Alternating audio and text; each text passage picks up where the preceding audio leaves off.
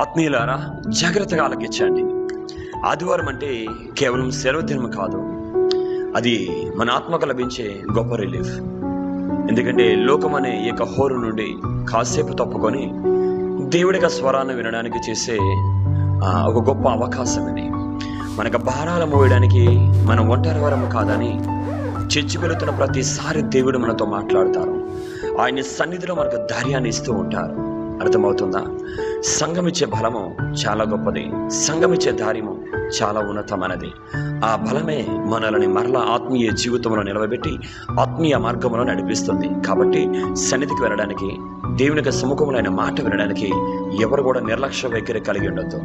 ప్రసంగం వినే సమయంలో ఇప్పుడు కూడా ఆ శాంతి, నెమ్మది, సమాధానం మనకి జీవితంలో పొందుకుంటాం. కాబట్టి మనము వచ్చే వారం వెళదాము అనుకుంటే నీ జీవితంలో ఇంకా భారం అధికమవుతుంది, వేదన అధికమవుతుంది. దేవుని దగ్గరికి వెళ్ళు. నెమ్మదినిచ్చేవారు, సమాధానం ఇచ్చేవారు, నిజమైన విశ్రాంతి అంటే మనము ఏ పని చేయకపోవడము కాదు, దేవుని సన్నిధిలో సేద తీరడము.